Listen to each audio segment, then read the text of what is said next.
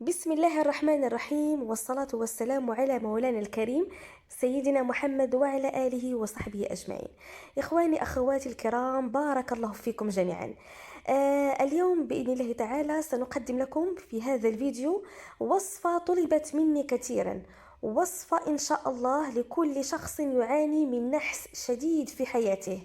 أي شخص يعاني من قلة الحظ، أموره متعثرة، يعني لا حظ، لا قبول، لا زواج، لا وظيفة، لا مال، لا شيء في حياته، أمورك متوقفة بشكل كلي. قم بهذه الوصفة وإن شاء الله سيتحقق أي شيء على بالك، أي أمنية ستتحقق بفضل الله سبحانه وتعالى، لأن هذه الوصفة فيها أسرار ونورانيات ستحقق لك أي شيء على بالك، وستجلب لك أي شيء تريده، أي حاجة تريد ستجلبها بقوة هذا العمل الرهيب المجرب. المهم، كل من يريد الحظ في حياته، الحظ يعني لأن الحظ شيء عظيم جدا، شيء مهم جدا في الحياة. العديد من الناس يكونون محظوظون في حياتهم، ويعني بهذا الحظ استطاعوا أن يحققوا المعجزات في حياتهم.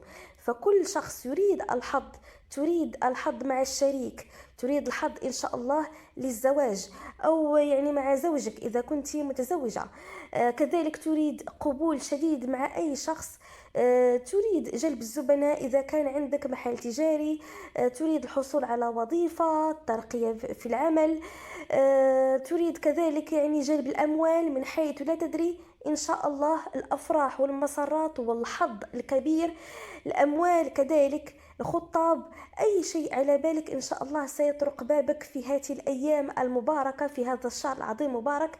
وهي من أقوى الوصفات المجربة، من أقوى الفوائد المجربة الأكيدة.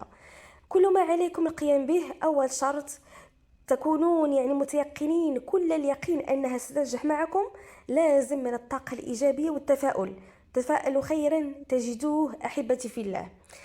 ثاني شيء، أن تكونوا على طهارة وعلى وضوء، أن تكونوا على طهارة وعلى وضوء.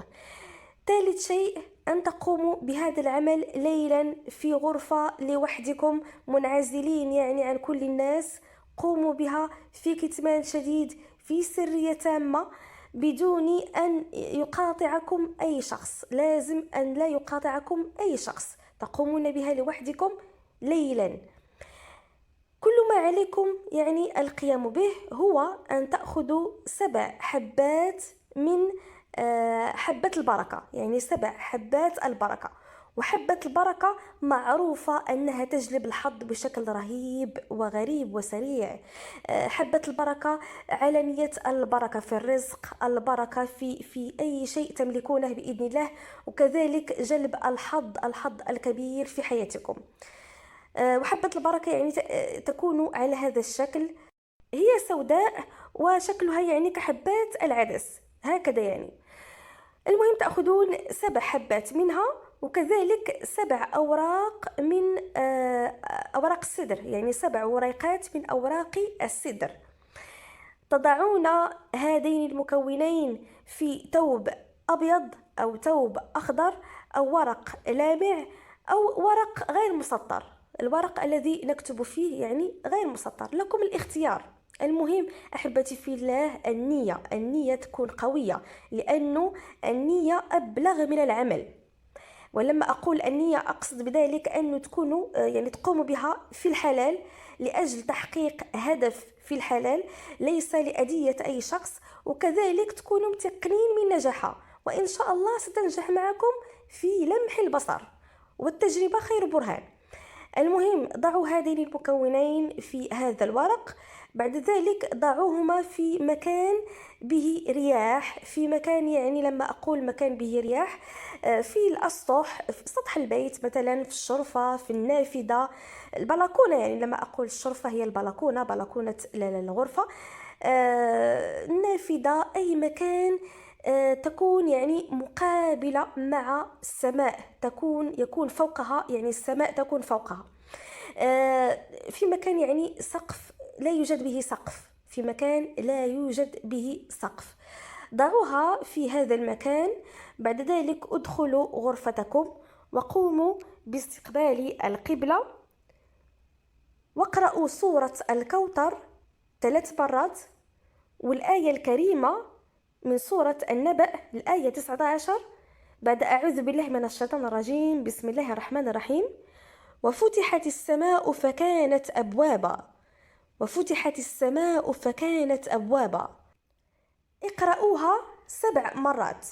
اقرأوها 7 مرات على نية إن شاء الله فتح كل الأبواب المغلقة. وفتحت السماء فكانت أبوابا. إن شاء الله هذه الآية العظيمة تكون سبب في فتح كل الأبواب في وجوهكم. إن شاء الله سترون الخير وستكون فاتحة خير عليكم. بعد ذلك رددوا هذا الذكر العظيم جدا: يا ذا الجلال والإكرام، يا ذا الجلال والإكرام، يا ذا الجلال والإكرام. رددوا هذا الذكر 70 مرة.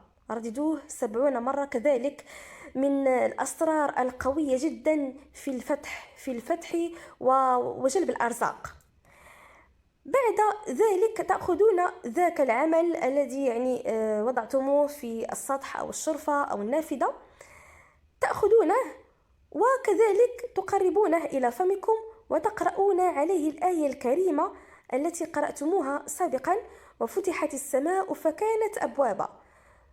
تقرؤون عليها يعني هذه الآية المباركة 7 مرات كذلك، وتقومون بإغلاق هذه الورقة أو هذا الثوب. قوموا بإغلاقه على شكل سرة أو أي شكل من الأشكال، المهم قوموا بغلقها جيدا وضعوها بين ملابسكم. ضعوا هذا العمل بين ملابسكم، الملابس التي ترتدونها عادة، ليس الملابس التي يعني مثلا ملابس الشتاء أو الملابس التي لا ترتدونها، لا أبدا. ضعوها بين الملابس التي تستعملونها بشكل يومي. ولا تنسوا أحبتي في الله الدعاء. والله الدعاء يعني له قوة كبيرة كبيرة جدا في نجاح كل الوصفات. يعني أثناء قيامكم بهذه الوصفة كذلك ارفعوا أيدي يعني كف الضرع لله سبحانه وتعالى وقوموا بالدعاء من قلبكم الخالص. اللهم أن تيسر لي يا رب، أن تيسر لي هذا العمل يا رب، أن يكون فاتحة خير علي يا رب، أن ترزقني كذا وكذا. هكذا يعني بخشوع بتذلل بثقة في الله سبحانه وتعالى أن الله على كل شيء قدير، وأن الله سبحانه وتعالى سيرزقكم كل ما تتمنون. فقط ثقوا بالله وسترون كل ما يسركم يتحقق يعني أمام أعينكم بإذن الله تعالى وقوته. المهم ضعوا هذا العمل بين ملابسكم التي تستعملونها أو ترتدونها عادة يعني لمدة 3 ليالي، 3 أيام يعني، كما يعني أقصد 3 أيام.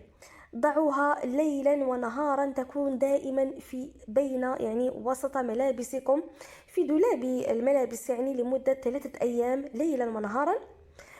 وستعطيكم طاقة رهيبة جدا، طاقة روحانية رهيبة جدا، ستقضي على كل يعني كل الطاقة السلبية ستمتصها. يعني هذا العمل سيمتص كل الطاقة السلبية الموجودة في غرفتك، لأن هذه الطاقة السلبية هي التي تؤثر على حياتك، هي التي تجعلك مكتئبا، تجعلك قليل الحظ، تعيس، أمورك كلها فيها نحس، فيها عكوسات.